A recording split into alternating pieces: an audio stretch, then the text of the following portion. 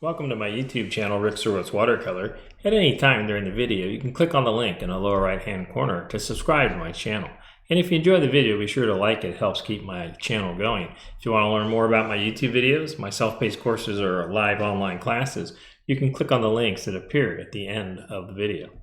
Hi, this is Rick. I'm in my studio, and this is the third painting in a series of 4 that I'm doing of mini paintings for the project page of my website. So this is the 4th mini series that I'm doing. As I said, there's 4 paintings.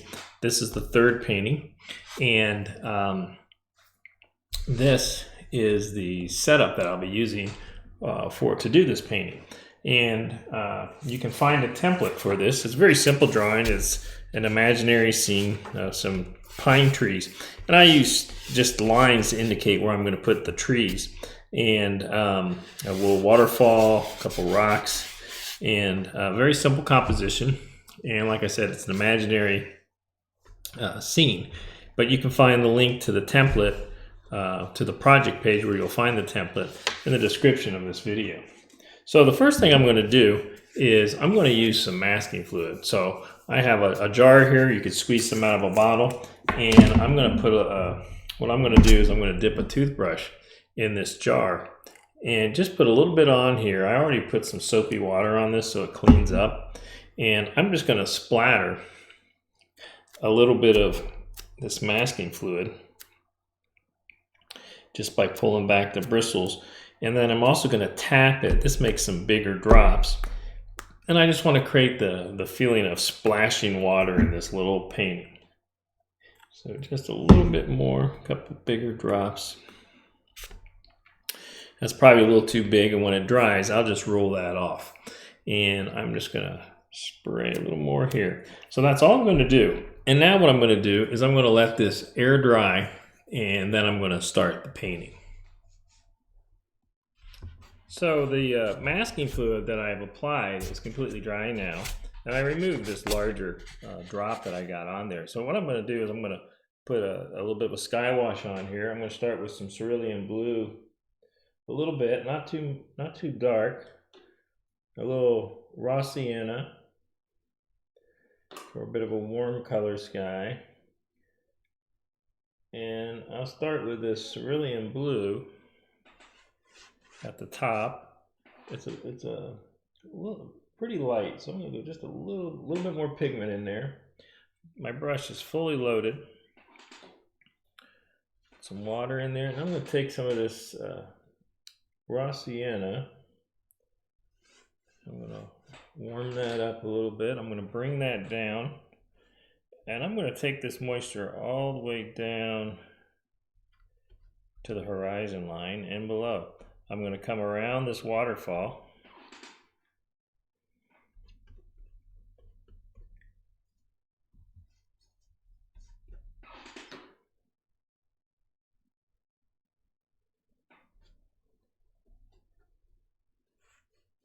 And I'm just going to bring that down. And what I'm going to do is I'm going to do some wet and wet brush work. So that's just a light wash with a little blue, a little bit of a raw sienna, a warm tone. And what I'm going to do now is I'm going to take a little sap green, put it on my palette, a little royal blue. Too much. I'm going to make kind of a cool green, but it's a little bit too much of a blue green. I'm going to add a little alizarin crimson, gray that down a little, and I'm just going to come across here.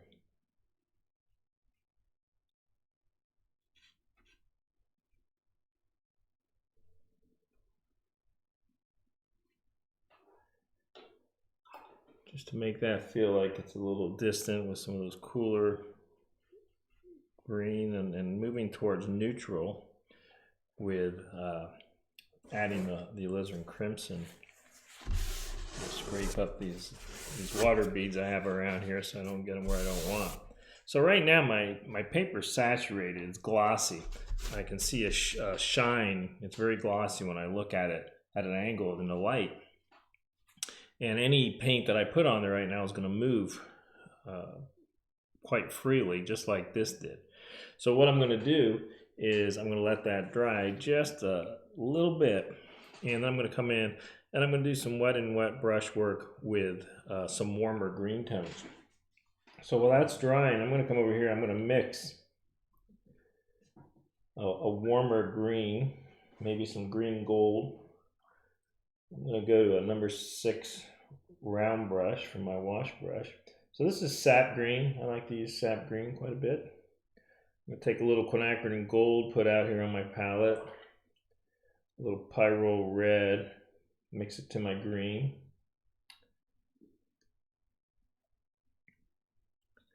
And I'm actually going to take some of this sap green, add a little royal blue to darken the value, and I'm going to take some of this pyrrole red to that and keep it leaning in a warmer direction. And I want this, I'm going to take this paint to the wet paper, which is actually starting to lose its glossiness and becoming more of a satin sheen. So it's moving from saturated to damp. And I'm going to take a little bit of moisture off my brush. I don't want it to be too full. And I'm going to start to put in just some of these pine tree shapes.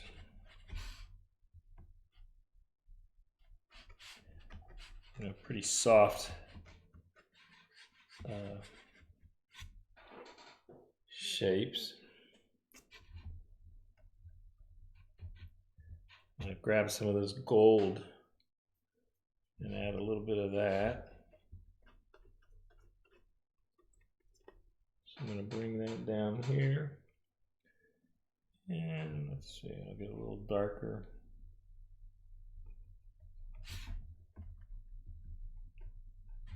So these are still pretty soft shapes that I'm putting in here. They're just symbols of trees, really.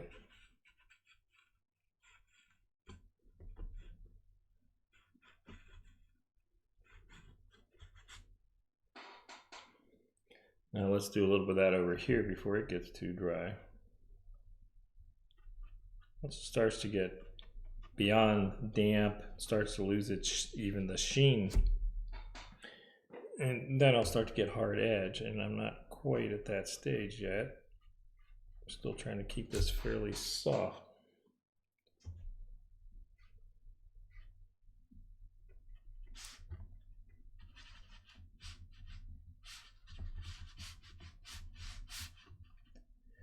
As I said, this is an imaginary scene, doesn't really exist.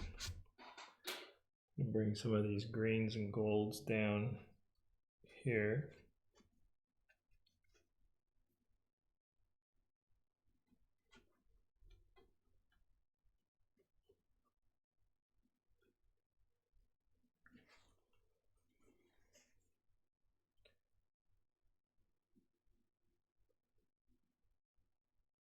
Okay. Add a little more blue, royal blue to that, get a little cooler.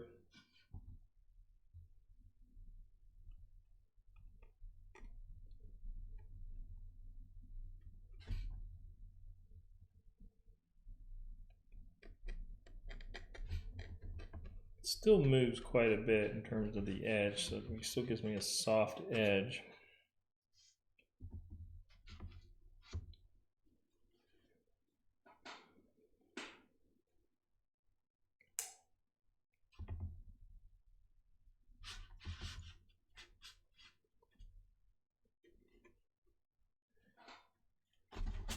Some rocks there. I think I'm going to keep that a little bit of a soft edge also.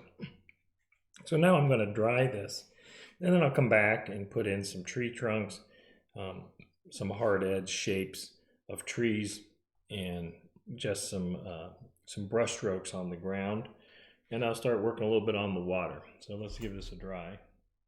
So that's dry. And I'm going to take a number 4 round brush and take some sap green with a little bit of this pyrrole red in it. And let's see, I want to get some things going here that has more of a hard edge. So I'm working wet on dry now. And I'm gonna, just give this, these are, like I said, these are kind of symbols of trees. Much as anything, just drop these in here. A few of these harder edged.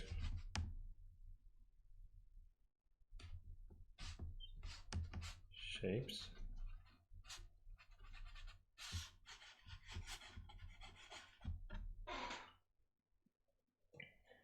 Take a little water, I'm going to soften that edge.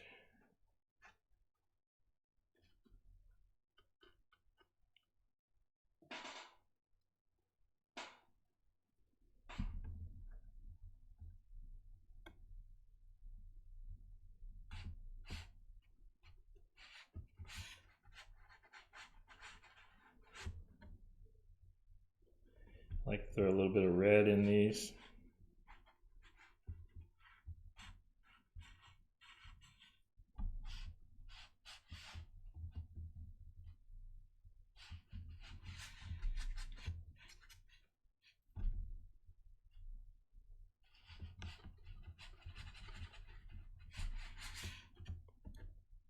Put a little red in this one. And I'm going to drag some of this darker value down here, contrast this water, and remember, I've splattered some of this masking fluid in here, so I want to have a little darker value to get some contrast, and so I can see some of that splatter. Probably do a little bit with this one.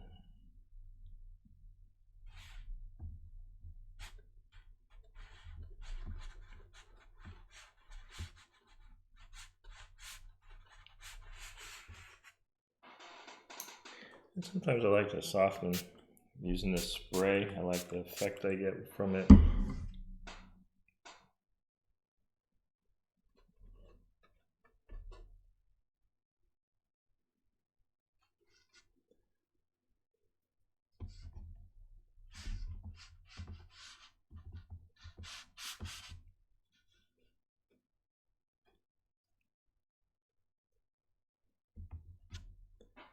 Get a little more of that red. Add it to some of that green. Get some more earth tone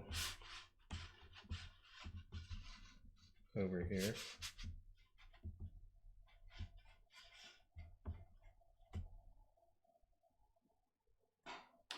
Okay. And I'm going to take just a little bit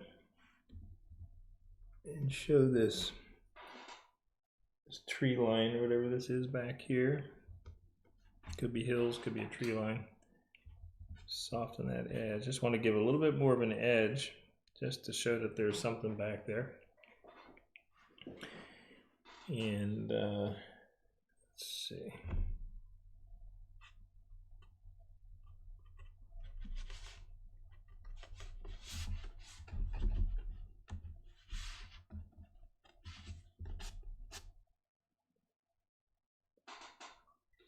Okay, so I want to dry this again, and I'm going to put a few tree trunks in there. So let me give this a dry. So I've dried that, and I'm going to take a little, this is burnt orange. You could use burnt sienna, and this is royal blue.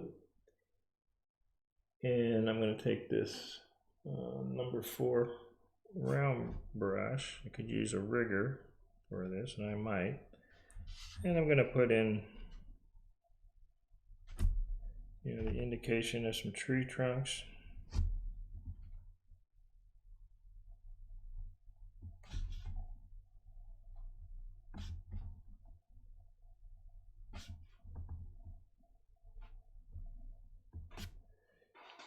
And I'm also going to grab a number 1 liner brush or rigger brush, and we'll take some of this and put in some kind of dried out trees, old dried out trees.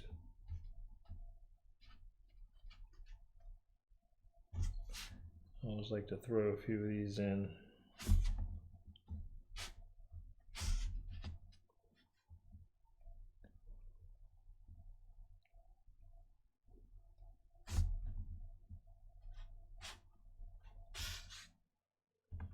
Put one over here.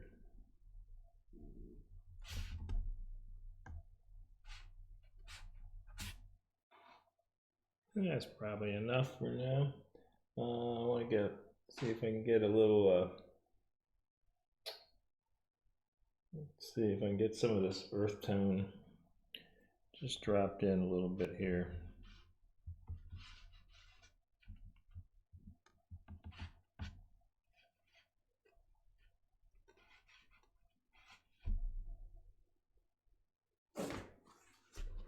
Give it just a little bit of a darker value.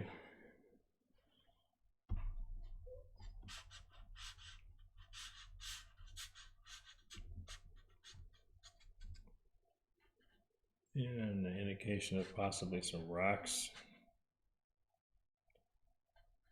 Make a few marks in here. So that'll give us some rocks. And now I'm going to dry this again. I'm going to come in with some blues to give me the feeling of water. Let's see. We'll take a number 6 round brush. I'm going to take a little cobalt blue.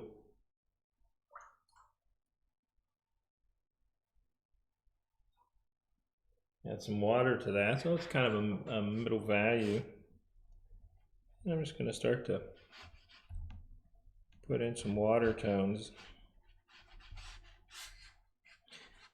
Get the feeling of water coming down here and some current, some ripples and splashing of the water. Kind of change directions. Remember, there's some masking fluid splattered in here, so you're going to see some of that.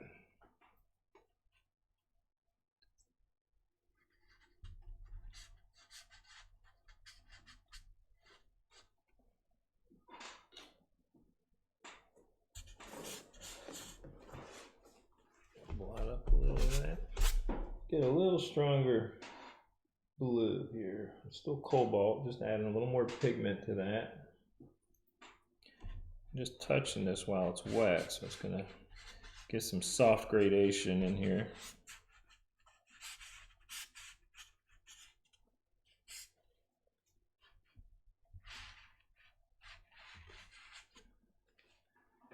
Okay, now I'm going to take just a little of that and I'm going to splash it, just splatter some of that blue. Get just a little stronger. And then I'm also going to take a little of this green, maybe some of this burnt orange, and splatter a little up in here. I like the textures and patterns that I get, the little touches of color. All right. So now I'm going to dry this. I'll take off that masking fluid that I put down. So that's dry. I'm going to take my pickup eraser and lift where I put some of that masking fluid. It just gives a little bit of splatter. In any shape that I'm not happy with, I'm just going to glaze over and I'm going to break this up just a little.